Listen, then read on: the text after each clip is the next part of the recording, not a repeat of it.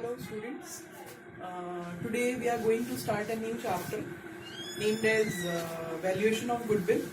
Chapter number 3 आपकी partnership unit का chapter number 2 है ये and part A volume 1 का chapter number 3 है.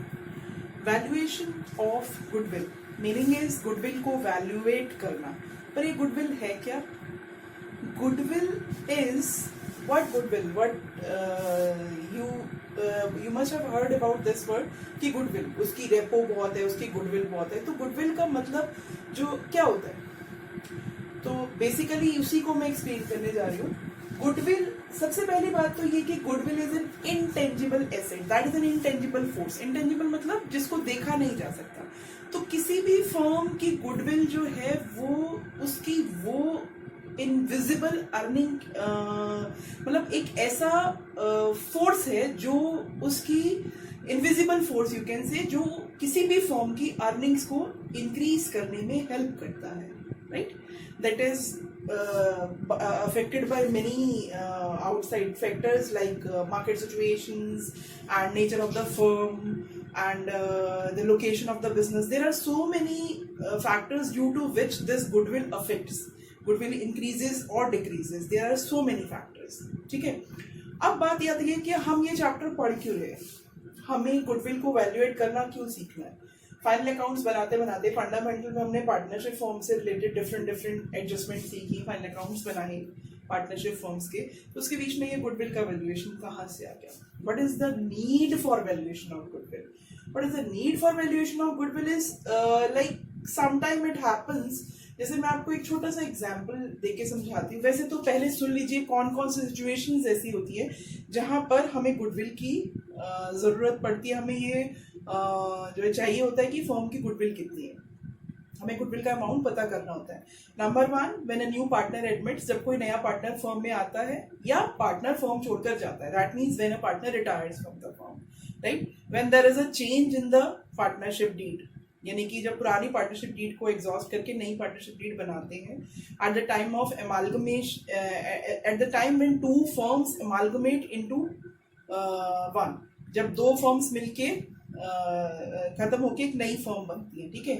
And when it is going to end up the business, जब हमारा बिजनेस पार्टनरशिप बिजनेस खत्म होता है, then sometimes we want to sell our goodwill also. कभी कभी due to some unavoidable situations हमें फर्म को बंद तो करना पड़ता है, लेकिन साथ के साथ ही अगर हम अपनी फर्म का नेम किसी और को सेल करना चाहते हैं, रेपो सेल करना चाहते हैं, तो उस टाइम में हमें पता तो होनी चाहिए कि आज की डेट में हमारी वैल्यू कितनी है, हमारे फर्म के नाम की वैल्यू कितनी है. दैट इज गुडविल, ठीक है. So there are so many situations when we need to know कि how is the amount of value of goodwill of our firm, right. Then second thing, these are the need for valuation of goodwill. Goodwill की valuation हम की जरूरत हमें इन सब pointers की वजह से होती है. अब गुडविल होती कितने तरह की है? गुडविल बेसिकली 2 तरह की होती है. Point number 1, purchase goodwill. Purchase goodwill वो होती है कि जिसको हम पैसे देके कहीं और से खरीदते हैं, किसी और से खरीदते हैं, किसी और पर्सन से या किसी और फर्म से. Next is self generated goodwill, जो आज की डेट में ऑलमोस्ट सभी बिजनेसमैन अपनी गुडविल बनाने की कोशिश सबसे पहले करते हैं, क्योंकि बिजनेस की सर्वाइविंग के लिए इट इज मस्ट, ठीक है. It is in the sense, goodwill को आप कैसे कहोगे, मतलब जब customer satisfaction is another name of goodwill. जिस पर्सन की कस्टमर सेटिस्फेक्शन बहुत अच्छी है, उसकी सेल बहुत अच्छी होगी, कस्टमर हर कोई सेटिस्फाई होके जाता है, ठीक है. और quality of the business is also another name. Quality of the products, that is also you can say, if that is high, that is also leads to increase in the value of goodwill. So there are so many factors, but self generated goodwill वो होती है जिसमें हम बहुत सारे efforts करके अपनी firm का नाम बनाते हैं. That is self generated goodwill. और purchase goodwill जिसमें हमने सामने वाले पर्सन को अमाउंट पे करके हम गुडविल परचेज करते हैं. तो परचेज गुडविल का एक छोटा सा एग्जाम्पल मैं देना चाहूंगी आपको. जैसे myself, suppose myself is a, ठीक है. मेरा नाम ए है और मैं एक दूसरा पर्सन है बी, जो कि ऑलरेडी एक रनिंग बिजनेस चला रहा था, ठीक है. वो ऑलरेडी एक बिजनेस चला रहा था. उसके पास उसकी फर्म में लगभग बिल्डिंग थी उसके पास, I am writing some short forms, building थी उसके पास 5 लाख की, ठीक है, एंड फर्नीचर था उसके पास 2 लाख का, एंड स्टॉक था उसके पास 50,000 का, एंड कैश बैलेंस था उसके पास, कैश एंड बैंक बैलेंस, इसको अवॉइड करते हैं।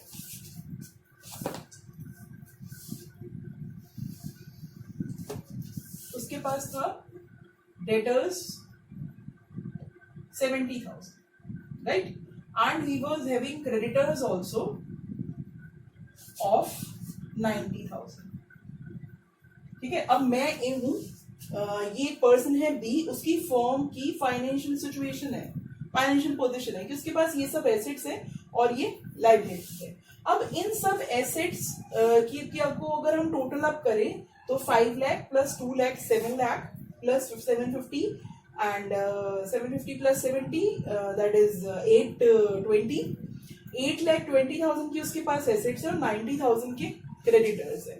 अगर हम उसकी नेटवर्थ निकालना चाहें तो 8,20,000, this is known as net worth of that business, ठीक है। 8,20,000 माइनस 90,000, इजी लैंग्वेज में हम इसको बोले तो उसकी कैपिटल जो बनती है उसकी, तो ये आया 7,30,000, 7,30,000 उसकी नेटवर्थ है। तो मैंने उसको कितने देने, अगर मैं उसका रनिंग बिजनेस परचेज कर रही हूँ तो मैं कहूंगी आपकी ये सारी एसेट्स और लाइबिलिटीज में ले रही हूँ तो इसके बदले में आपको 7,90,000 दूंगी, बट ही सेड नो, आप मुझे 7,90,000 नहीं, आप मुझे दो 9 लाख। मैंने कहा क्यों, एक्स्ट्रा क्यों पे करूं, क्योंकि मेरे बिजनेस की उसकी तरफ से ये जवाब आया क्योंकि मेरे बिजनेस की रेपो भी तो आप परचेज कर रहे हो, आप कल को मेरे बिजनेस का नाम भी तो यूज करोगे। और अगर इसको इस तरीके से समझ लो कि उसने कहा, या इसको इस तरीके से समझ लो कि हमने अगर उसकी एसेट्स और लाइबिलिटीज का नेटवर्थ 7,30,000 निकाला है और इस 730 के बजाय हम उसको ज्यादा दे रहे हैं for purchasing his business, that's what we are paying for buying his name. हम वो जो एक्स्ट्रा अमाउंट 9 लाख उसको दे रहे हैं, यानी कि अबाउट 1,70,000 हम उसको एक्स्ट्रा दे रहे हैं, वो हम उससे उसका नाम खरीदने के बदले दे रहे हैं। तो वो जो नाम के बदले जो पैसे दे रहे होते हैं हमने उसको 9 लाख पे किया है। 9 lakh is known as purchase consideration, this is known as purchase consideration. That means कि हमने उसका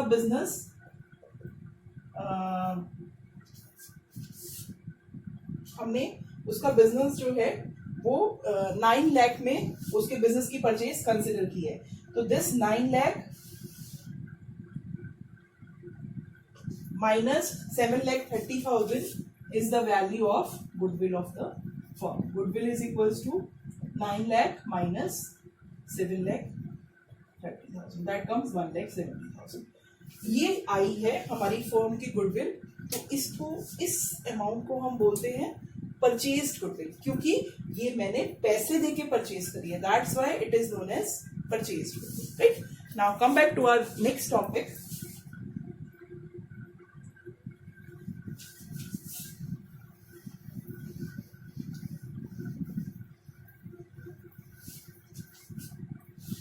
ये तो हो गया कि हम परचेज गुडविल को कैसे कैलकुलेट करते हैं, ठीक है। This can be one of the way to calculate the amount of purchase goodwill.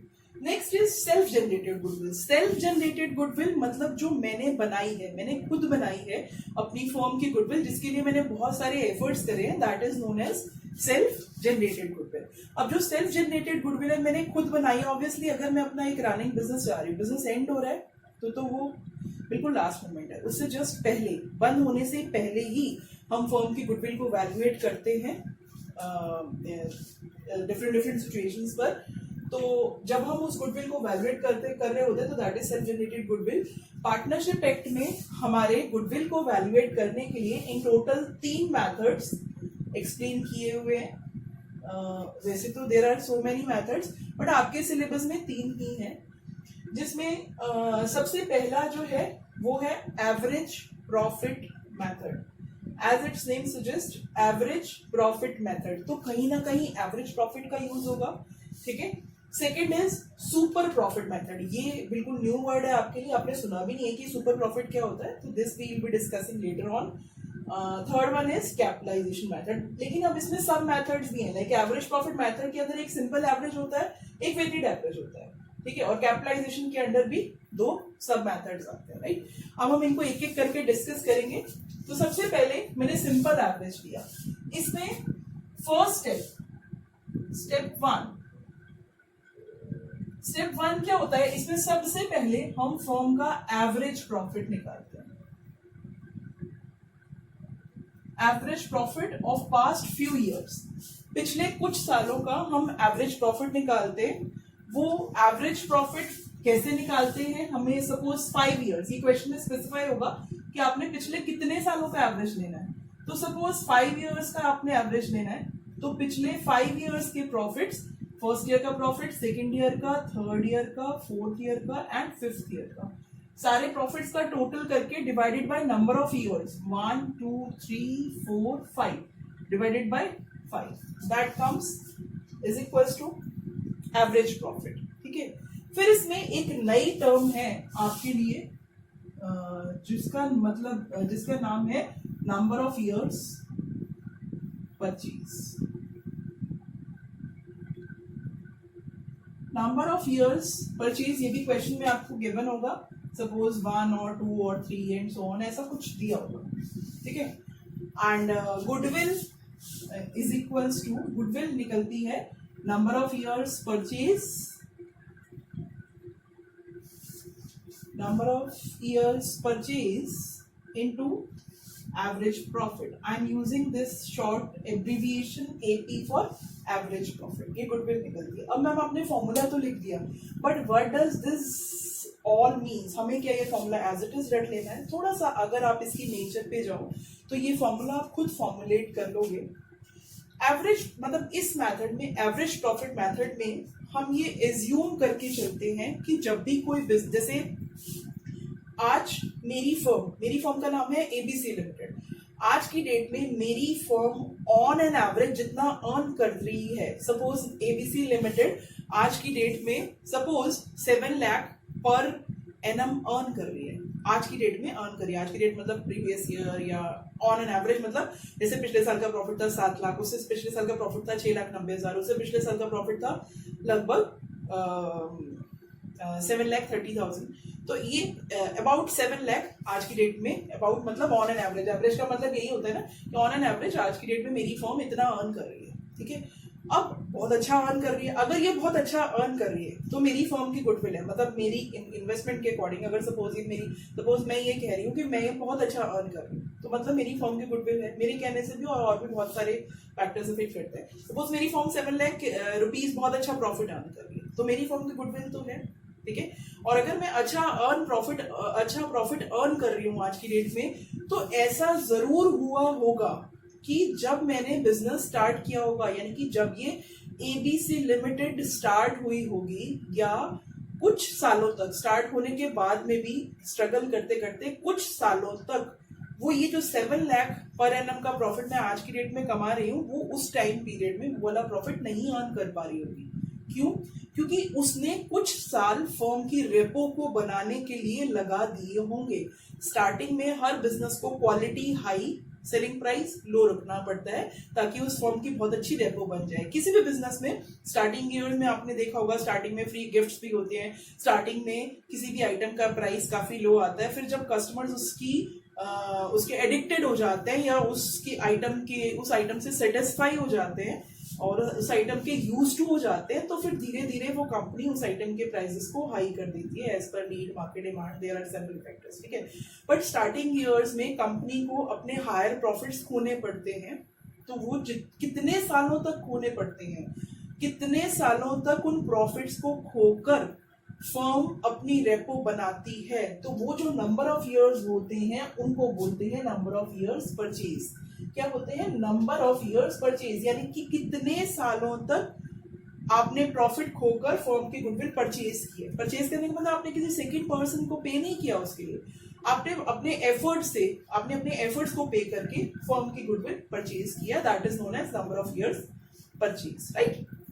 Second thing average profit. वही मैंने आपको बोला कि आज की डेट में मैं 7 लाख अर्न कर रही हूँ, मेरा करंट ईयर का प्रॉफिट 7 लाख है, ठीक है। पिछले साल 690 था, उससे पिछले साल 730 था। तो ऐसे ऑन एन एवरेज कोई मुझसे पूछे आप कितना अर्न कर लेते हो, तो मैं 690 भी बोल सकती थी, मैं 730 भी बोल सकती थी, तो मैंने अबाउट 7 लाख बोला। तो वो अबाउट 7 लाख मैंने कैसे निकाला, मैंने मेंटली निकाला या कैलकुलेशन वाइज मैंने पिछले वो जो एवरेज लेनी है वो आपको क्वेश्चन में स्पेसिफाई करेगा कि आपको कौन से ईयर्स को अपने बेस्ट ईयर्स कंसिडर कर रहा है, एवरेज ईयर्स कंसिडर कर रहा है। तो पिछले कुछ सालों में कि प्रॉफिट्स का टोटल करके उसको नंबर ऑफ ईयर्स से डिवाइड करके आपका एवरेज प्रॉफिट आ गया कि ऑन एन एवरेज मेरी फर्म आज की डेट में इतना कमा रही है, ठीक है।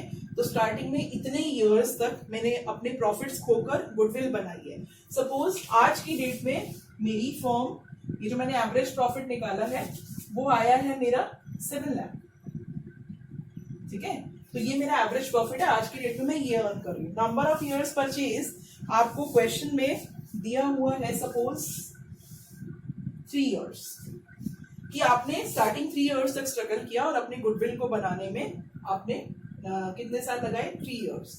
गुडविल तो वैसे कॉन्टिन्यूअस इफेक्ट है, बट यहाँ पर थोड़ा सा एजम्पशंस हैं। एक एग्जाम्पल के थ्रू मैं आपके माइंड में ये मेथड सेट करना चाहती हूँ। तो स्टार्टिंग में आपने कितने ईयर्स से प्रॉफिट अपने खोए हैं गुडविल को बनाने के लिए, that is known as number of years purchase.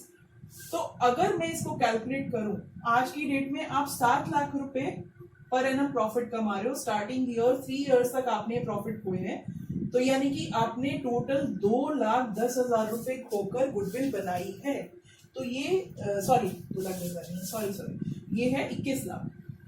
तो आज की डेट में लगभग आपने 21 लाख रुपए खोकर 21 लाख रुपीस खोकर अपनी गुडविल बनाई है। So this 21 lakh is equal to amount of value of your goodwill, and that is goodwill of the firm.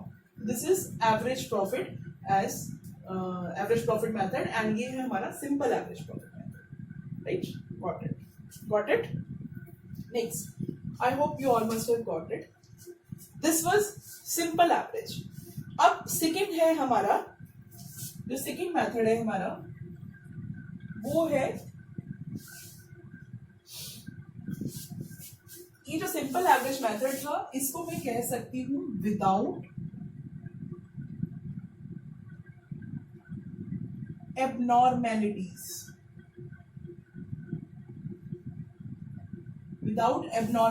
अब ये एबनॉर्मेलिटीज क्या होती हैं, जो मैंने ये पिछले 5 इयर्स के एवरेज प्रॉफिट लिए हैं, इन इयर्स में हमने या प्रैक्टिकली ऐसा हुआ है कि कुछ खोया नहीं है, कुछ बहुत एक्स्ट्राऑर्डिनरी प्रॉफिट किसी ईयर में नहीं हुआ, या कुछ एक्स्ट्राऑर्डिनरी लॉस किसी ईयर में नहीं हुआ, यानी कि कुछ एबनॉर्मेलिटीज नहीं हुई है फर्म के साथ।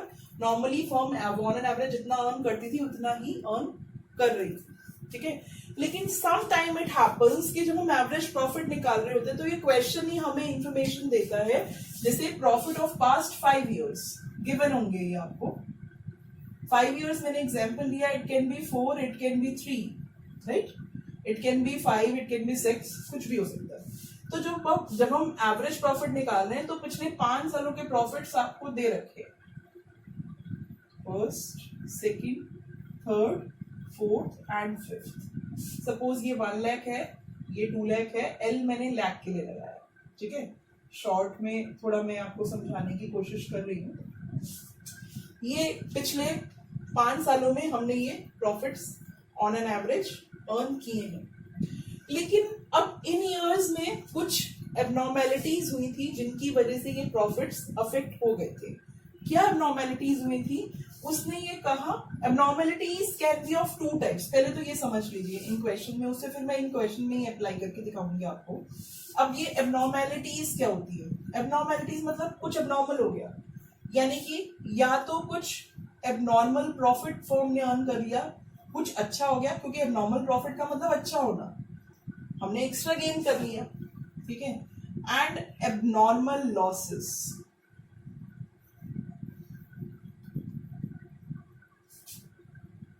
ठीक है। एबनॉर्मेलिटीज में abnormal profits and abnormal losses. First year में जो पिछले 5 इयर्स के प्रॉफिट दिए हुए, उसमें फर्स्ट ईयर में क्या हुआ था, हमारी फर्म में आग लग गई थी। उसकी वजह से फर्म ने लगभग 70,000 रुपीज का गुड्स लॉस्ट बाय फायर हुआ था। 70,000 goods lost by fire first year में ऐसा हुआ था, राइट। सेकेंड ईयर में क्या हुआ था, एक 40,000 का लॉस बाय थेफ्ट हो गया था। Every year it doesn't happen, but मैंने एग्जांपल ऐसा लिया है, ठीक है। देन फिफ्थ ईयर में क्या हुआ था, एक एबनॉर्मल गेन हुआ था फर्म को। हाउ इट गेन हैपन कि फर्म ने एक बिल्डिंग सेल करी थी। हालांकि फर्म का काम बिल्डिंग सेल करना नहीं है, फर्म किसी भी और प्रोडक्ट में डील करती है, सपोज मेडिसिन में डील करती है, ठीक है। अब इस साल में फर्म ने एक बिल्डिंग परचेज करके फिर उसको सेल कर दिया था, जिसमें फर्म को एक नॉर्मल गेन हुआ था अबाउट 2.5 लाख का, अबाउट 2,50,000 का। अब ये 3 सालों में हम इन एबनॉर्मेलिटीज की वजह से हमारे प्रॉफिट्स अफेक्ट हो गए, हम अफेक्ट हो गए। लेकिन जब हम एवरेज की बात कर रहे हैं, जैसे मैं अगर इस बिजनेसमैन से बात करूं, तो वो जब एवरेज निकालने लगेगा तो वो इन सबका एवरेज निकालेगा, प्लस करके डिवाइड बाय 5 करेगा, ठीक है। या जैसे इस साल में मैं उससे बात करूं, इस साल में सपोज फर्स्ट ईयर के प्रॉफिट के बारे में मैं उससे बात करती हूँ, आपने इस साल कितना प्रॉफिट अर्न किया था, तो वो कभी नहीं बोलेगा कि मैंने 1 लाख अर्न किया था। वो कहेगा कि वैसे तो मेरा प्रॉफिट होता उस साल 1,70,000 रुपए, लेकिन उस साल मेरी शॉप में आग लग गई थी तो 70,000 रुपए गुड्स लॉस्ट हो गए थे। यानी कि नर्चरली वांट टू से कि मेरा प्रॉफिट 1,70 ही था, 1 लाख प्लस 70,000। उसने मेंटली क्या किया, प्लस। यानी कि एबनॉर्मेलिटीज का इफेक्ट खत्म करने के लिए एक पॉइंट हमें समझ में आया कि कभी भी किसी भी ईयर में अगर हमें एबनॉर्मल लॉस दिया होगा तो उसकी एबनॉर्मेलिटी को खत्म करने के लिए हम उस लॉस को एड बैक कर देंगे, because that loss had reduced our profit, ठीक है। वो उस लॉस की वजह से हमारा प्रॉफिट कम आया हुआ है, तो उसको ठीक करने के लिए हम प्लस करेंगे। तो इससे फंडा हमें मिल गया कि अब नॉर्मल लॉसेस कभी भी आपको क्वेश्चन में दिखें तो एवरेज प्रॉफिट निकालने के पर्पज से आप उसको उस ईयर के प्रॉफिट में उससे नॉर्मल लॉस को प्लस कर लीजिए। सेकेंड थिंग, फिफ्थ ईयर के बारे में मैंने उससे बात करी कि इस साल में आपको बहुत अच्छा प्रॉफिट हुआ। देन ही सेड नो, उस साल में क्या हुआ था कि मुझे अबाउट 2,50,000 की मैंने एक बिल्डिंग सेल करी थी, उससे एक एबनॉर्मल गेन हो गया था, इतना भी प्रॉफिट मेरा नहीं हो पाता है। बहुत बढ़ा चढ़ा कर तो नहीं बोलेगा वो, अगर रियलिटी पर आकर बात करें तो वो 5 लाख माइनस 2,50,000 मेंटली उसने अपने आप ही सब्ट्रैक्ट कर लिया, तो दैट कम्स अगेन 2,50,000। तब नॉर्मल प्रॉफिट्स को हम सब्ट्रैक्ट करते हैं, यहाँ से हमें ये फंडा मिला कि अब नॉर्मल प्रॉफिट्स, यानी कि in nutshell I want to say कि एबनॉर्मेलिटीज का इफेक्ट खत्म करोगे। कैसे खत्म करोगे, आप एबनॉर्मल लॉसेस को प्लस करोगे और एबनॉर्मल प्रॉफिट्स को माइनस करोगे, सो दैट कि वो प्रॉफिट नॉर्मल हो जाए, फिर उसका एवरेज निकालेंगे, ठीक है। सिमिलरली इस ईयर में एक लॉस बाय थेफ्ट हुआ था, एक एम्प्लॉई हमारा 40,000 रुपए का स्टॉक चोरी करके ले गया था। वैसे तो हमारा प्रॉफिट 2 लाख का आया था रियलिटी में, लेकिन अगर वो चोरी ना करता, ये 40,000 का लॉस हमें ना होता, तो हमारा प्रॉफिट होता 2,40,000, राइट। सो यहाँ पर भी वही बात है कि नॉर्मल लॉस को हम प्लस करेंगे, यानी कि अगर हम करेक्टेड प्रॉफिट निकालें इन ईयर्स का तो ये आता 1,70,000 रुपए, ये आता 2,40,000 इस लॉस को प्लस करने के बाद, और ये आता वही 3 लाख, इनमें कोई इफेक्ट नहीं आया, और ये आता 5 लाख माइनस 2,50,000 यानी कि 2,50,000। ये फिफ्थ ईयर का हमारा प्रॉफिट आता, नॉर्मल प्रॉफिट 2,50,000, ठीक है। ये तो हो गई एबनॉर्मल प्रॉफिट्स और एबनॉर्मल लॉसेस की बात।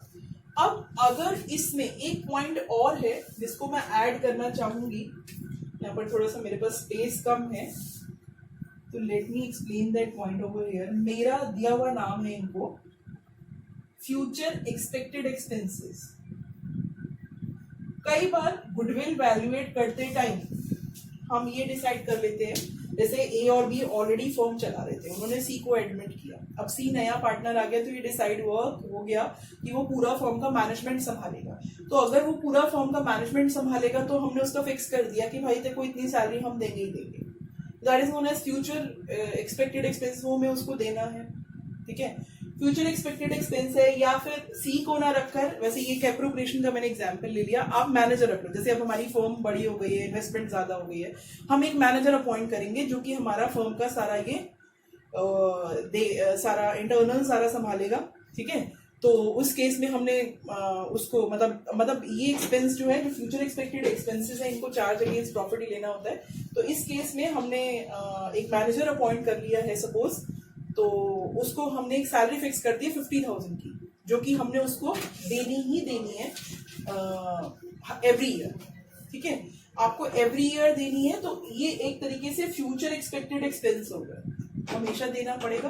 तो ये जो 5 इयर्स के प्रॉफिट्स आपने लिखे हुए हैं, ये कंफर्म्ड है कि हर साल में हमारे वो 50,000 की सैलरी हमारी उस प्रॉफिट में से माइनस होगी, क्योंकि हमें हर साल देना पड़ेगा। तो जो फ्यूचर एक्सपेक्टेड एक्सपेंसेस हैं वो प्रॉफिट्स में से माइनस होते हैं हर साल माइनस करेंगे, राइट। इनका एक शॉर्टकट और है कि आप एवरेज निकालने के बाद एक ही बार में माइनस कर दीजिए, लास्ट में एवरेज निकालने के बाद में माइनस कर सकते हैं, लेकिन अब नॉर्मल प्रॉफिट और नॉर्मल लॉसेस को यहीं पर करना पड़ेगा। ठीक है, तो ये 3 एडजस्टमेंट्स कह लो कि जब आप एवरेज प्रॉफिट निकाल रहे होते हो तो क्वेश्चन में आपके सामने आ सकती है कि कभी भी कोई एबनॉर्मल लॉस है या एबनॉर्मल प्रॉफिट है या फ्यूचर एक्सपेक्टेड एक्सपेंस है, तो उनको आपको एडजस्ट करने के बाद जो भी आपको करना है, आपको प्लस करना है, आपको माइनस करना है, that's all we have discussed over here. ठीक है, आपको प्लस करना है या माइनस करना है या जो भी करना है, उनको एडजस्ट करने के बाद जो फाइनल प्रॉफिट्स आएंगे आपके, जो करेक्टेड प्रॉफिट आएंगे, उनको हम यहाँ एवरेज निकालने के लिए यूज करेंगे, right. So that was about average profit method without abnormalities and with abnormalities. I have explained over here with abnormalities, right?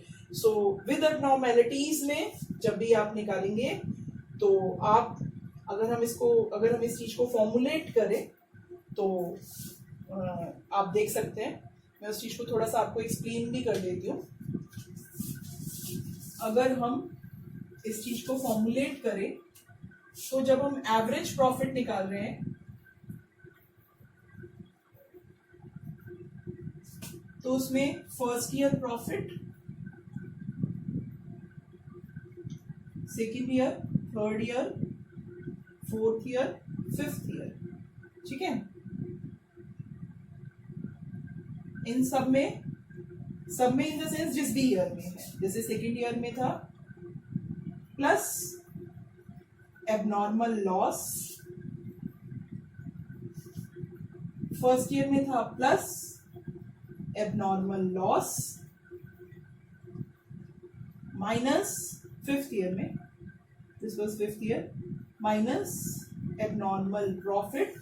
इनको एडजस्ट करने के बाद जो प्रॉफिट आएगा उनको हम उनका एवरेज निकालेंगे, यानी कि ये करने के बाद जो हमारे प्रॉफिट्स आए हैं first year, second year, third year, fourth year and fifth year, ये करने के बाद जो प्रॉफिट आएंगे वो अपॉन में 5 करके एवरेज निकालेंगे, फिर उसको नंबर ऑफ ईयर्स से मल्टीप्लाई करके same as it is.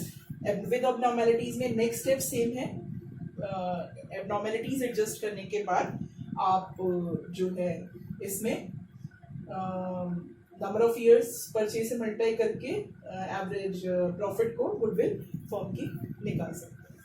Now let's move to next topic under this average profit method, that is weighted average method, right? Simple average method with abnormalities का question मैं आप लोगों के साथ discuss कर रही हूँ, थोड़ा ध्यान से सुन लीजिएगा।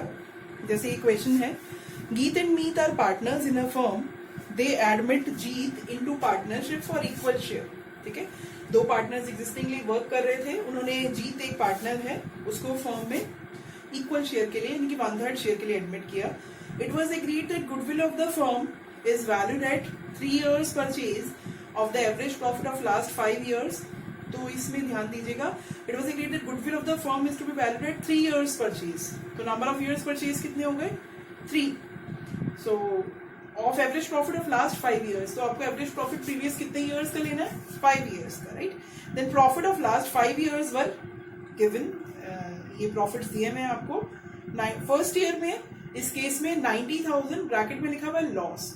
लॉस का मतलब आप समझते हैं, ये छोटी क्लासेस में भी आप लोगों को सिखाया गया मैथमेटिक्स में कि sales minus cost is equals to profit होता है ना। सेल्स प्राइस अगर ज्यादा हो, कॉस्ट प्राइस अगर कम है, तो और अगर हमारा पॉजिटिव आंसर आता है that is equivalent to profit. लेकिन अगर हमारा आंसर नेगेटिव आ जाता है दैट मीन्स पॉजिटिव सेल्स वाला अमाउंट कम था और कॉस्ट वाला अमाउंट ज्यादा था, पॉजिटिव कम था नेगेटिव ज्यादा था, या इनडायरेक्टली आप ये कह लो कि cost minus sales is equals to loss होता है। तो लॉस का मतलब नेगेटिव प्रॉफिट होता है, ठीक है। तो यहाँ पे जो लॉस दिया हुआ है उसको हम as a negative profit consider करेंगे, राइट। एंड सेकेंड ईयर में 160,000 का प्रॉफिट दिया हुआ है, third year 150, fourth year 65,000, in fifth year 1,77,000। अब ये नीचे सारे जो पॉइंट्स दिए हुए हैं ये रिलेटेड टू एबनॉर्मलिटीज हैं, एक एक पॉइंट करके डिस्कस कर लेते हैं। Books of the firm revealed that the firm had gain profit of 50,000 from sale of machinery sold in the year 31 March 2017। यानी कि सेकेंड ईयर में एक मशीनरी हमने 50,000 की एक मशीनरी हमने सेल करी थी, पता नहीं कितने की, उसको सेल करने से हमें प्रॉफिट हुआ या गेन हुआ 50,000 का। ये एक नॉर्मल गेन है। आप हर साल मशीनरी सेल नहीं करोगे, हर साल आपको मशीनरी सेल करने से प्रॉफिट नहीं होगा। तो ये एक नॉर्मल गेन है 50,000 का, जो कि 2017 में हुआ है। Next, there was an abnormal loss of 20,000 incurred in the year 31st March 2018. ये इसने खुद ही word use कर लिया। There was an abnormal loss because machinery became obsolete in an accident. Machinery बेकार हो गई एक्सीडेंट में। 20,000 रुपए का एक नॉर्मल लॉस है 2018 यानी कि थर्ड ईयर में, right. Then overhauling cost of second hand machinery purchase. Overhauling cost means you are what you can say, you are adding up the value of machinery, right? Overalling cost of machinery purchased on 1st July 2018 amounting to 1 lakh was debited to repairs account. हमने एक second hand machinery purchase की थी, उसकी overhauling cost जो है वो हमने 1 लाख की थी, वो हमने नॉर्मल रिपेयर्स में काउंट कर लिया। ये आपने 11 में डेप्रिसिएशन में भी पढ़ा है। वैसे भी जब हम कोई सेकेंड हैंड मशीनरी परचेज करते हैं तो उसके स्टार्टिंग के उसको यूजेबल कंडीशन में लाने तक के जितने भी खर्चे होते हैं उस मशीनरी की कॉस्ट का पार्ट होते हैं। तो this expense must have been added to machinery account, why it has been debited to repairs account and from there it must have been posted to P&L account also. तो इसकी वजह से ये जो 1 लाख रुपए है ये हमने प्रॉफिट एंड लॉस अकाउंट की डेबिट साइड लिख दिए होंगे गलती से, जिसकी वजह से हमारा उस साल का प्रॉफिट कम आया होगा क्योंकि फालतू का खर्चा लिख दिया 1 लाख का रिपेयर्स का, ठीक है। फिर उस पर डेप्रिसिएशन है 20% रिटर्न डाउन वैल्यू के हिसाब से। ये हुआ है 1 जुलाई 2018 यानी कि सेकेंड लास्ट ईयर में, फोर्थ ईयर में आप कह सकते हैं, राइट। फोर्थ ईयर में आपने लिखा इसको और आपने उस पर that was debited to repairs account. अगर आपने इसको रिपेयर्स मान लिया तो आपने इसको मशीनरी की कॉस्ट का पार्ट नहीं माना, इसका मतलब आपने इस पे डेप्रिसिएशन भी नहीं लगाया होगा। तो एक तो ये गलती हो गई कि उस साल का प्रॉफिट कम हो गया, ये एक एबनॉर्मल लॉस, एबनॉर्मल लॉस भी नहीं कह सकते, ये एक मिस्टेक हो गई आपकी तरफ से जो कि आपको कंसिडर नहीं करना था एज एन एक्सपेंस, ठीक है। दूसरा आपने इस पर डेप्रिसिएशन नहीं लगाया हुआ होगा जो कि हमने 2018-19 वाला जो सेशन है यानी कि फोर्थ ईयर और फिफ्थ ईयर दोनों में लगाना है एज पर 20% डिमिनिशिंग बैलेंस मेथड, ठीक है। That's all about this question. Now let's start the solution. ये सिंपल एवरेज मेथड का है बट इसमें क्योंकि आपकी वो भी है abnormalities है तो इसे हम विद abnormality का क्वेश्चन कह सकते हैं,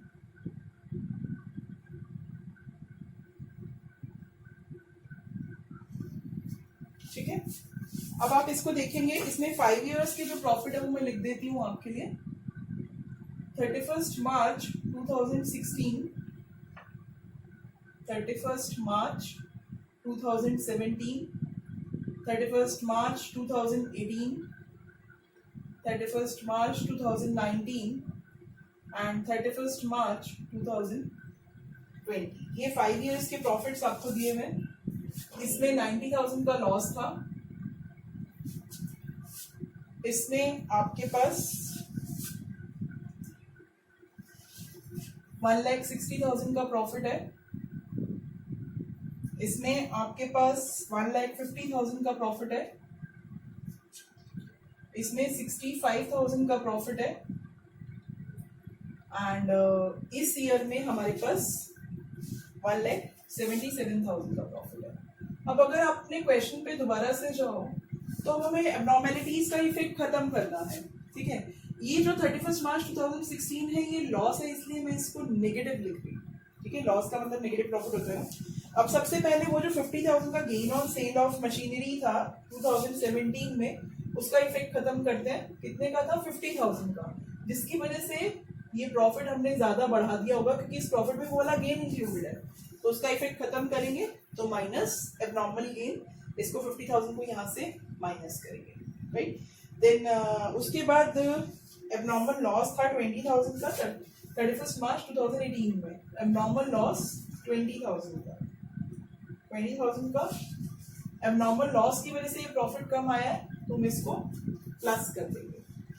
31 मार्च 2018 में एक एबनॉर्मल लॉस था 20,000 का, जो कि हमने इस ईयर में देखा था, तो एबनॉर्मल लॉस हम इसमें प्लस कर देंगे, एबनॉर्मल गेन माइनस कर दिया। अब एक लास्ट वाला पॉइंट जो रह गया, 1 जुलाई 2018 को हमने एक मशीनरी परचेज की थी, दैट वाज परचेज्ड ऑन 1 जुलाई 2018, ठीक है। अब 1 जुलाई 2018 को अगर आप देखो तो वो इस ईयर में आता है आपका, 1 जुलाई 2018 आपका आता है इस ईयर में, राइट। तो इस ईयर में जब हम 1 जुलाई 2018 में हमने एक 1 लाख का P&L की डेबिट साइड एक रिपेयर्स उसमें लिख दिया, तो क्या मैं इसको माइनस करूं? नहीं, इस ईयर में मैंने ऑलरेडी उसको एक्सपेंस मान लिया है, जो कि एक्सपेंस नहीं था, एसेट था, तो ऑलरेडी उसकी वजह से हमारा प्रॉफिट कम हो चुका है, तो हम बढ़ाएंगे। अगर हम उसको रिपेयर्स नहीं मानते, एसेट मानते हैं, तो ये प्रॉफिट इतना कम ना आया होता, फिर रिपेयर्स बना के हमने इसको P&L डेबिट साइड भी नहीं लिखा होता। तो दिस वाज कंसिडर्ड एज, ये नॉर्मल लॉस या नॉर्मल प्रॉफिट नहीं, एक मिस्टेक है, उस साल के P&L में आपने गलती से 1 लाख लिख दिया था, जिसकी वजह से आपका उस साल का प्रॉफिट कम आ गया था। अब आप इसको ठीक करेंगे तो 1 लाख से आपका प्रॉफिट इंक्रीज हो गया, राइट। ये थोड़ा मैं एरोज बना देती हूँ ताकि आप नेगेटिव साइन की वजह से उसको मिस राइट ना हो। देन अगर ये आपकी नॉर्मल रिपेयर्स नहीं है, एसेट है, और इस पर वो डेप्रिसिएशन भी चार्ज करने को कह रहा है, तो डेप्रिसिएशन इस ईयर में भी आएगा, इस ईयर में भी आएगा। इस ईयर में आएगा 1 लाख पे 20%, that is 20,000, but for 9 months, क्योंकि ये मशीनरी पर ओवरऑलिंग कराई गई थी 1 जुलाई 2018 को, तो डेप्रिसिएशन मतलब ये जो ओवरऑलिंग की डेट है मैं यहाँ पे आपके लिए लिख देती हूँ 1 जुलाई 2018 को, तो इसका डेप्रिसिएशन इस ईयर में भी आएगा और इस ईयर में भी आएगा। तो 1 लाख पे 20% फॉर 1 लाख पे 20% for 9 months 1 July to 31 March, that comes 15,000। 15,000 का डेप्रिसिएशन यहाँ आ गया, ठीक है, जो कि हमें लिखना चाहिए था, माइनस करना चाहिए था, बट हमने उसको नॉर्मल रिपेयर मान लिया, इसको एसेट ही नहीं माना, तो हम डेप्रिसिएशन क्या लगाते हैं, तो डेप्रिसिएशन हम लगाएंगे, राइट। सेकेंड एडजस्टमेंट इज, जो कि हिडन है, जो इसने नहीं बोली है, वो ये है कि क्योंकि ये रिटन डाउन वैल्यू मेथड है, तो अगर आप इसको मशीनरी मान रहे हो तो ये मशीनरी सेकेंड ईयर में भी तो हमारे पास ही होगी, सेकेंड ईयर मशीनरी का पार्ट कह लो या मशीनरी कह लो, तो सेकेंड ईयर में अगर ये मशीनरी हमारे पास होगी तो इस पर जो डेप्रिसिएशन है वो सेकेंड ईयर में भी लगेगा। तो सेकेंड ईयर का जो अमाउंट ऑफ डेप्रिसिएशन है वो कितना आएगा, क्योंकि रिटर्न डाउन है, तो 1 लाख माइनस 15,000, 85,000 की मशीनरी है आपकी, उस पर 20% for full year. Second year में तो फुल ईयर यूज किया हमने इस 1 लाख को, तो 85,000 इंटू 20% ये आएगा 17,000, ठीक है। ये सेकेंड ईयर का डेप्रिसिएशन हो गया। अब ये मैंने सारी एबनॉर्मेलिटीज को एडजस्ट कर दिया है। एडजस्ट करने के बाद इन ईयर्स के जो हमारे पास प्रॉफिट्स आए हैं, जैसे फर्स्ट ईयर का प्रॉफिट है 90,000 नेगेटिव,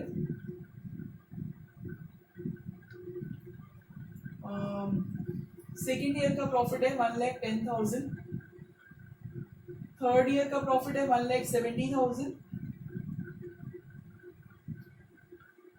फोर्थ ईयर का प्रॉफिट है हमारा 65,165 माइनस 15, 1,50,000,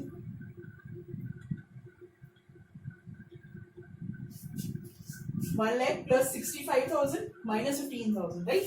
ये मैंने थोड़ा सा एडजस्टमेंट ये इसके इधर आ रहा था, तो मैंने इसको बॉक्स में लाके उधर की इंफॉर्मेशन कर दिया, ठीक है।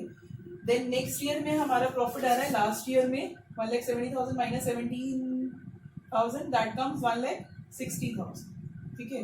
ये पिछले 5 इयर्स के प्रॉफिट्स हैं। अब अगर आप इनकी एवरेज निकालेंगे तो average profit is equals to,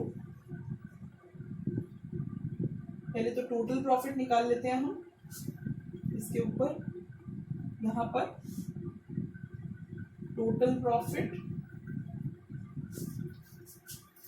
जो कि आया है 110 minus 90, 20,000 positive, 190, 290 plus 50, 290 plus 50 340 and 290 plus 50 340, then 160, that comes 5 lakh.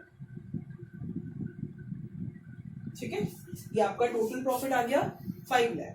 Average profit जब आप निकालेंगे तो वो 5 लाख कितने नंबर ऑफ ईयर से डिवाइड करेंगे, आपने कितने ईयर्स लिए थे, 1 2 3 4 5, लेकिन इसको मैंने नेगेटिव लिया है। देखो 110 में से मैंने 90 माइनस किया, 20,000 पॉजिटिव आया, 20,000 प्लस 170 प्लस 150 प्लस 160 करके ये 5 लाख आ गया। तो average profit is equals to 5 lakh divided by 5 जो कि आ गया 1 लाख, राइट। तो गुडविल ऑफ द फर्म आ गया आपका। नंबर ऑफ ईयर्स परचेज इस क्वेश्चन में हमें दिया हुआ था, नंबर ऑफ ईयर्स परचेज को मैं एन से रिपीट करती हूँ जो कि आपने क्वेश्चन में नोट किया हो स्टार्टिंग में, दैट वाज 3। तो number of years purchase is 3, तो goodwill is equals to 3 into average profit 1 lakh, that comes 3 lakh. ठीक है, ये कैसे आया, number of years purchase into average profit, जो हमारे फॉर्मूले का पार्ट था, number of years purchase into average profit. तो ये हमारा एक क्वेश्चन है, average profit, simple average profit with abnormalities, right.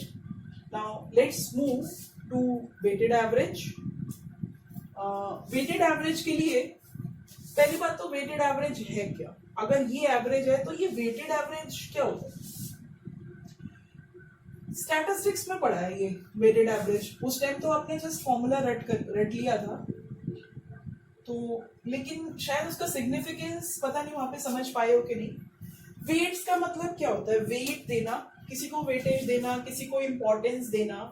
General life में यहाँ पर वेटेज का मतलब है कि जैसे हम कहते हैं कि उसको ज्यादा वेटेज देनी है, उसको ज्यादा इंपॉर्टेंस देनी है। कभी कभी क्या होता है कि हमारे जो प्रॉफिट का जो ट्रेंड होता है वो कई बार वो ट्रेंडिंग प्रॉफिट अपकमिंग होता है, मतलब इंक्रीजिंग ऑर्डर में होता है, लेकिन किसी कोई एक बीच का ईयर ऐसा हो गया जिसकी में कोई अबनॉर्मैलिटी भी नहीं हुई, लेकिन कुछ मार्केट सिचुएशन ही ऐसी रही कि उस ईयर में हम प्रॉफिट अर्न ही नहीं कर पाए। ठीक है, बहुत नॉमिनल सा प्रॉफिट अर्न किया, बहुत थोड़ा सा अमाउंट अर्न किया।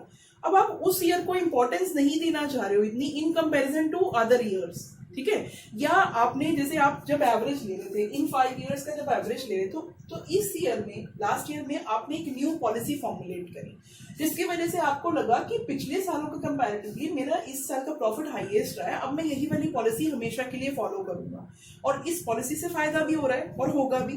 ठीक है, तो अब आप इसको एज अ बेस लेना चाहते हो, इस वाले प्रॉफिट को आप ज्यादा इंपॉर्टेंस देना चाहते हो, तो वो इंपॉर्टेंस को जब डिजिट्स की फॉर्म में बोलते हैं ना, तो उसको बोलते हैं वेटेज। ठीक है, जैसे जब हम एवरेज निकाल रहे हैं, जैसे मैं एक छोटे से एग्जांपल से आपको एक्सप्लेन करती हूँ।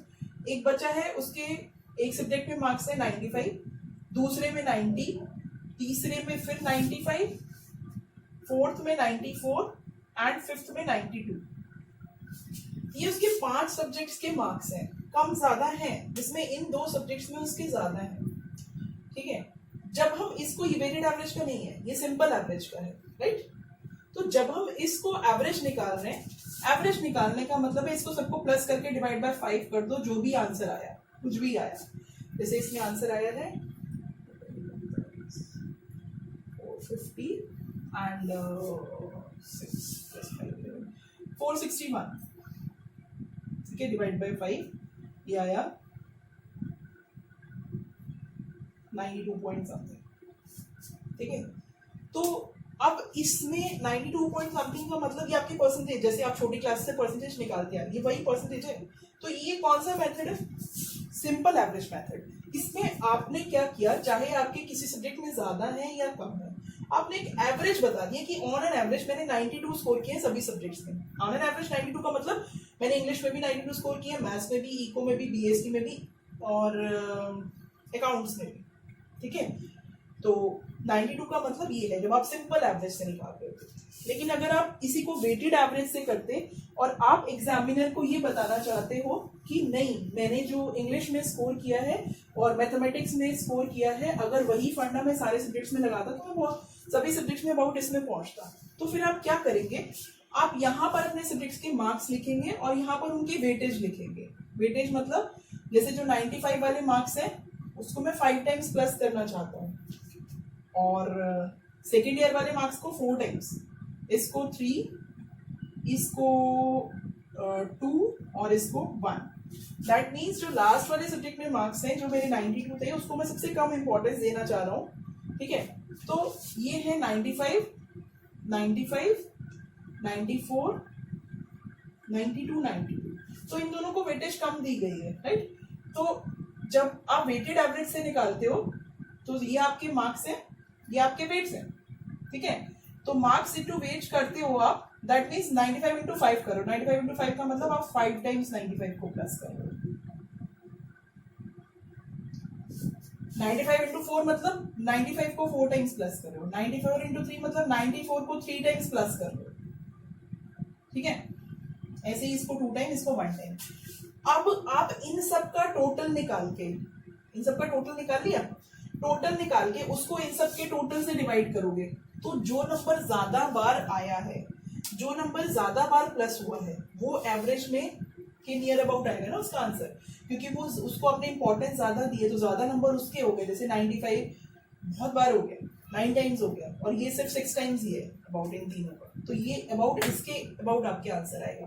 दैट मीन्स आपने इन ईयर्स को वेटेज दी है, राइट। अब इस चीज को अकाउंटिकली हम कैसे करेंगे, अगर हम इस चीज को अकाउंटिकली करना चाहते हैं, ये थोड़ा सा मैं आपको स्टैटिस्टिक्स की डेप्थ में ले गई थी। सिंपल हम क्वेश्चन कैसे करेंगे, जब हमारा वेटेड एवरेज प्रॉफिट का क्वेश्चन आएगा तो उसको कैसे करेंगे। अगर थोड़ा सा आपको इसमें डाउट है तो भी कोई बात नहीं, क्योंकि ये हमारा स्टैटिस्टिक्स की बात थी, वैसे मैंने उसको एक्सप्लेन किया है थोड़ा सा बेसिक्स पे जाने के लिए। जब हम वेटेड एवरेज मेथड से क्वेश्चन कर रहे होते हैं तो हम प्रॉफिट्स लेते हैं और साथ में वेट्स लेते हैं, ठीक है। प्रॉफिट्स हमें डिफरेंट ईयर्स के दिए होते हैं, जैसे फर्स्ट ईयर का प्रॉफिट है 94,000, ठीक है। सेकेंड ईयर का प्रॉफिट है 97,000, थर्ड ईयर का प्रॉफिट है 1 लाख, फोर्थ ईयर का प्रॉफिट है 98,000 एंड फिफ्थ ईयर का प्रॉफिट है 96,000। तो आपको वेट्स कुछ ऐसे करके दिए हैं, जरूरी नहीं है सीक्वेंस इंक्रीजिंग डिक्रीजिंग हो, कुछ भी हो सकता है। 1, 4, 5, 3, 2 आपको वेट्स ऐसे करके दिए हैं, ठीक है। तो अब आपको क्या करना है, नेक्स्ट स्टेप प्रॉफिट्स यानी कि पीडब्ल्यू। तो ये जो फर्स्ट वाला कॉलम है इसको सपोज मैंने ए नेम किया और ये कॉलम है इसको मैंने बी नेम किया, तो ये क्या आया, ए इंटू बी, इनको मल्टीप्लाई करके 94,000 divided by 97 into 4, 3,88,000, 1 lakh into 5, 5 lakh, 98,000 into 3,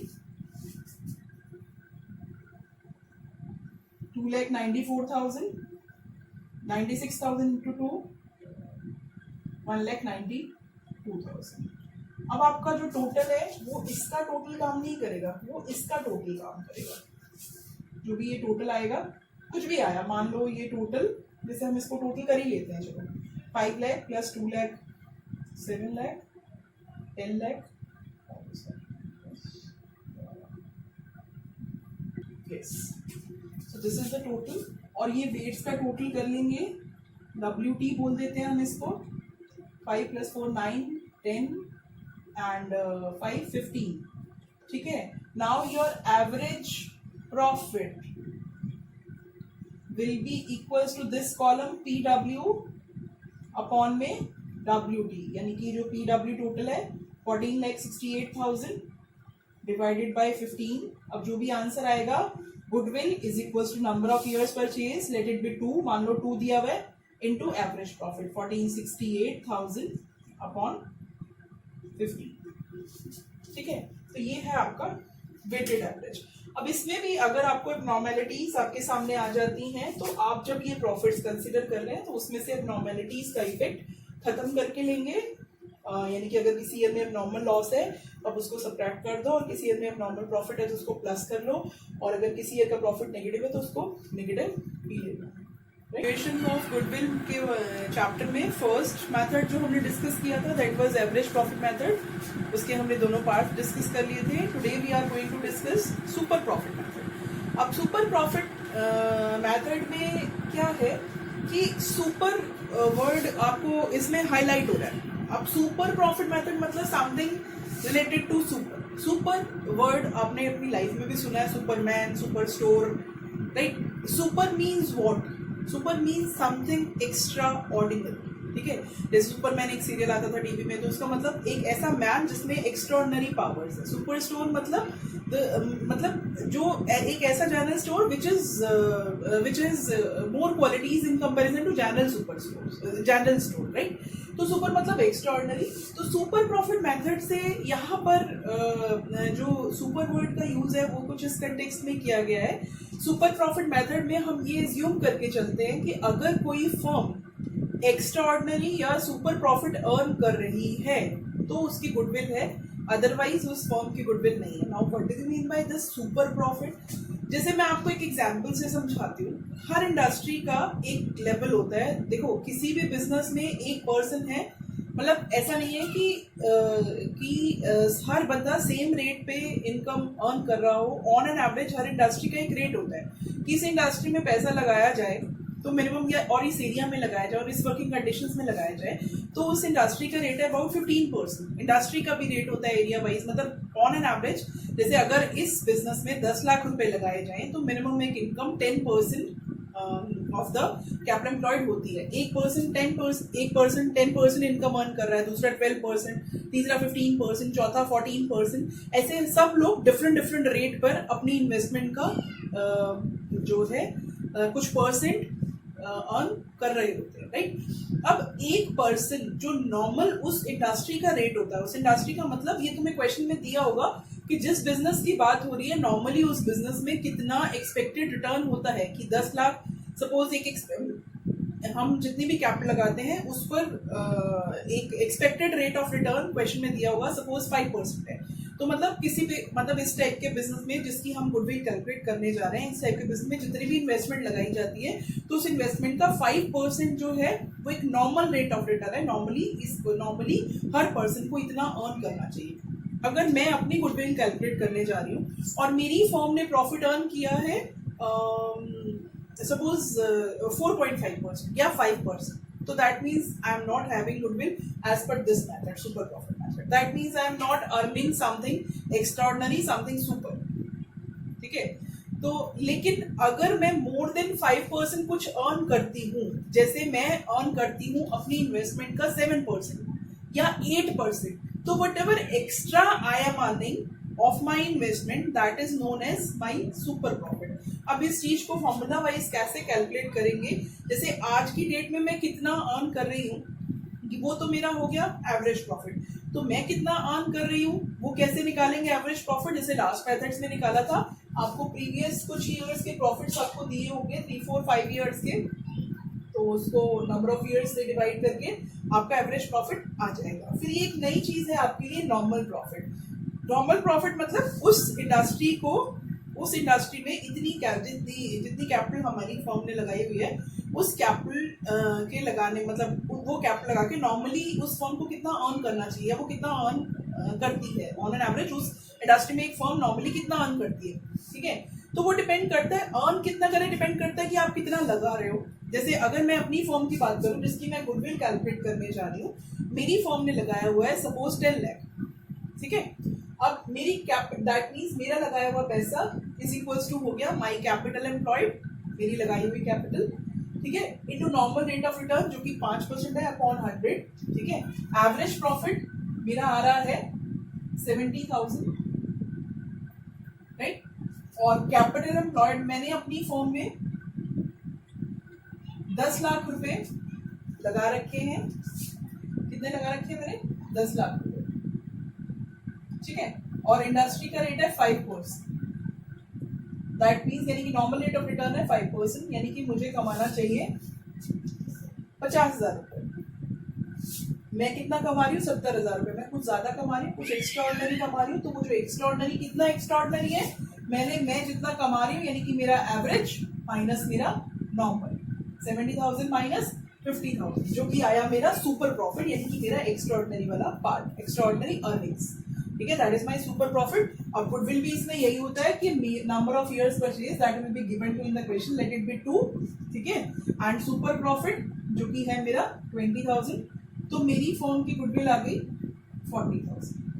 Got it? I am repeating again, इसमें एक नई चीज आपके सामने आई है, नॉर्मल रेट ऑफ रिटर्न, जो कि आपको क्वेश्चन में स्पेसिफाइड होगा, capital employed into normal rate of return upon 100 करके, यानी कि जितनी मैं कैपिटल लगा रही हूँ उस पर मुझे कितना कमाना चाहिए, उस इंडस्ट्री का एक रेट होता है, हर इंडस्ट्री का एक रेट होता है, जैसे शुगर इंडस्ट्री में 5% है, ठीक है, स्टेशनरी इंडस्ट्री में 7%, तो ऐसे इंडस्ट्री का रेट होता है जो कि आपको निकालना नहीं है, आपको क्वेश्चन में गिवन होगा, ठीक है। तो अगर मैं इस इंडस्ट्री में 10 लाख रुपए लगाती हूँ और इस इंडस्ट्री का रेट है 5%, तो मुझे कितना अर्न करना चाहिए 50,000, जबकि मैं ऑन एन एवरेज कितना अर्न कर रही हूँ 70,000, that means I am earning something extraordinary, something super, तो वो सुपर कितना हो गया 20,000, तो 20,000 into number of years purchase is equals to goodwill, right. So this was super profit method. अब इसमें एक चीज जो थोड़ा सा आपको परेशान कर सकती है, calculation of capital employed, right. Now capital employed जो हम कैलकुलेट करते हैं, कैपिटल एम्प्लॉयड मतलब बिजनेस में लगा हुआ पैसा, ठीक है। अब इसको निकालने की दो अप्रोचेस हैं, one is asset side approach,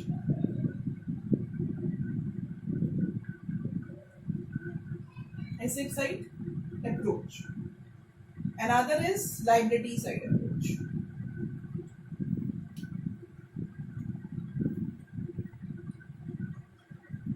जब हम एसेट साइड अप्रोच ले रहे हैं तो उसका मतलब हम एसेट साइड से कैलकुलेट करना शुरू कर रहे हैं, यानी कि सारी की सारी एसेट्स आप ले लेंगे, सारी की सारी एसेट्स आप ले लेंगे, लेकिन उन एसेट्स में दो चीजें एक्सक्लूड करनी है, number 1 fictitious assets, number 2 goodwill विच ऑलरेडी अपीयर्स बैलेंस शीट में। एसेट साइड अगर आपको कोई गुडविल का अमाउंट दिख रहा है तो आप उसको भी इग्नोर मार देंगे, उसको छोड़ देंगे, यानी कि एसेट्स में इनको छोड़ना है except these assets. And number 3 non trade investments, non trade investments यानी कि आपको सारी एसेट्स ले लेनी है और इन एसेट्स को छोड़ देना है, fictitious assets, accumulated losses, goodwill written off and non trade investments. Assets में से हम एक्सटर्नल लायबिलिटीज माइनस कर देंगे तो वो आ जाएगी हमारी capital employed,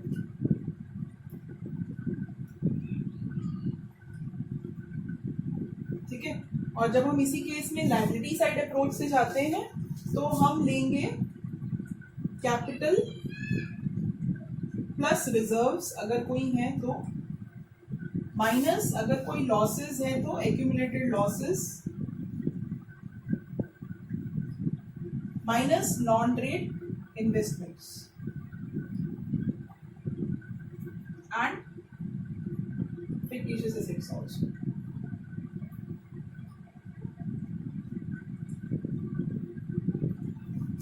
Right? So these are the formulas for capital employed. That's all about this super profit method. And next we are going to discuss about capitalization method. Students, next topic जो goodwill valuation का last topic है हमारा, third method for valuation of goodwill, इसमें that is capitalisation method. इस method का name क्या है? Capitalisation method. इसके अंदर दो पार्ट्स आते हैं, one is capitalisation of super profit and other is capitalisation of average profit. इससे पहले हमने जो सुपर प्रॉफिट मेथड डिस्कस किया था उसमें हमने ये अजम्पशन ली थी कि अगर फर्म कुछ एक्स्ट्राऑर्डिनरी अर्न कर रही है, something super amount firm is earning, if something super amount firm is earning, then only in that case firm is having goodwill. अगर फर्म कुछ एक्स्ट्राऑर्डिनरी अर्न कर रही है तो फर्म की गुडविल है, अदरवाइज नहीं है, ठीक है। अब capitalisation of average profit method, capitalisation of average profit, इसमें ये सुपर प्रॉफिट मेथड का थोड़ा उल्टा है। उसमें हम कहते थे, जब हम सुपर प्रॉफिट निकालते थे तो हम कहते थे कि जब हम नॉर्मल प्रॉफिट निकालते थे तो उस केस में हम कहते थे कि अगर फर्म इतना नेट प्रॉफिट अर्न कर रही है तो दैट मीन्स कि फर्म के पास, अगर फर्म इतना नेट प्रॉफिट अर्न कर रही है तो दैट मीन्स कि फर्म के पास जो नॉर्मल रेट ऑफ रिटर्न, जो नॉर्मल सुपर प्रॉफिट मेथड में जो हमारा नॉर्मल रेट ऑफ रिटर्न था उसमें हम ये अज्यूम कर रहे थे कि अगर फर्म ने इतनी कैपिटल एम्प्लॉयड लगा रखी है तो फर्म को इस रेट के हिसाब से इतना प्रॉफिट अर्न करना चाहिए। That was firms normal profit rate, ठीक है, उसको हम फर्म का नॉर्मल प्रॉफिट मानते थे। और इसमें हम उल्टी बात कहते हैं, इसमें हम कहते हैं कि एवरेज, हमें एवरेज प्रॉफिट क्वेश्चन में दिया होगा या हम निकाल देंगे, जनरली हमें दिया होता है। इसमें हम कहते हैं कि आज की रेट में अगर हमारी firm on an average 50,000 per annum earn कर रही है और उस इंडस्ट्री का नॉर्मल रेट ऑफ रिटर्न है, उस इंडस्ट्री का जो नॉर्मल रेट ऑफ रिटर्न है वो है 10%। अगर फर्म 50,000 रुपए कमा रही है और ये कैपिटल का 10% होता है तो दैट मीन्स फर्म की एक एक्सपेक्टेड कैपिटल एम्प्लॉयड, हम कह सकते हैं इसको, ये वर्ड मैं यूज करती हूँ, एक्सपेक्टेड कैपिटल एम्प्लॉयड, ठीक है, या कई जगह इसको ये भी बोल दिया जाता है capitalised value of the firm, capitalised value of the firm. तो इसमें हम कह रहे हैं कि अगर फर्म 50,000 अर्न कर रही है और फर्म का नॉर्मल रेट ऑफ रिटर्न 10% है, दैट मीन्स फर्म की कैपिटल एम्प्लॉयड होनी चाहिए 50,000 into 100 upon rate of return 5 lakh, ठीक है। अगर फर्म इतना कमा रही है और इस रेट ऑफ रिटर्न के हिसाब से कमा रही है तो फर्म को इतना लगाना चाहिए, ठीक है। दैट मीन्स अगर हम इसको फॉर्मुलेट करें तो वो आता है फॉर्मूला कैपिटल एम्प्लॉयड निकालने का, average profit of the firm into 100 upon normal rate of return, R stands for normal rate of return. ये आ गई फर्म की capitalised value of the firm, मतलब फर्म को इतना लगाना चाहिए। लेकिन अगर आप एक्चुअली देखोगे उस क्वेश्चन में एक्चुअल कैपिटल एम्प्लॉयड, अगर आप एक्चुअली देखोगे कि उस फर्म ने लगा कितना रखा है, यानी कि उस फर्म की एसेट्स में से लायबिलिटीज माइनस करके देखोगे या कैपिटल दे रखी होगी तो वो थोड़ी कम दे रखी होगी, या आप निकालोगे तो थोड़ी कम आएगी, वो आएगी 3.5 लाख रुपए। ये मैंने एक एग्जांपल लिया है। एसेट्स मान लो उस फर्म की 14 लाख है, ठीक है, और लायबिलिटीज है मान लो 10,50,000, ठीक है। तो फर्म की जो एक्सपेक्टेड कैपिटल, जो एक्चुअल कैपिटल एम्प्लॉयड है वो आ रही है 3.5 लाख रुपए। कितनी आ रही है? 3.5 लाख रुपए फर्म की एक्चुअल कैपिटल एम्प्लॉयड, राइट। और होनी कितनी चाहिए? 5 लाख, यानी कि फर्म उतना कमा रही है जितना उसको 5 लाख लगा के कमाना चाहिए, उतना वो 3.5 लाख लगा के कमा रही है। तो कम लगा के ज्यादा कमाना, वो क्या है? फर्म की गुडविल। तो goodwill of the firm is equals to capitalized value of the firm is equals to capitalized value of the firm minus actual capital employed, right। तो ये आ गया 5 लाख माइनस 3.5 लाख, यानी कि 1.5 लाख, ठीक है। इसमें हम सुपर प्रॉफिट मेथड से रिवर्स अजम्पशन ले रहे हैं। उसमें हम अजम्पशन ले रहे थे कि फर्म को कमाना चाहिए इतना और फर्म कमा रही है ज्यादा, तो जो एक्स्ट्राऑर्डिनरी फर्म कमा रही है वो फर्म का सुपर प्रॉफिट हो गया, उसको नंबर ऑफ इयर्स परचेज से मल्टीप्लाई करके गुडविल आ जाती थी। कैपिटलाइजेशन मेथड में इसमें एक खास बात है, अगर आपको फर्म का नाम, अगर आपको मेथड का नाम ना दे तो इसमें और उस मेथड का डेटा ऑलमोस्ट सेम होता है, लेकिन इसमें एक बहुत बड़ा डिफरेंस होता है जो भी आपको दिख चुका होगा कि इसमें कहीं भी नंबर ऑफ इयर्स परचेज का यूज ही नहीं है, ना गिवन है।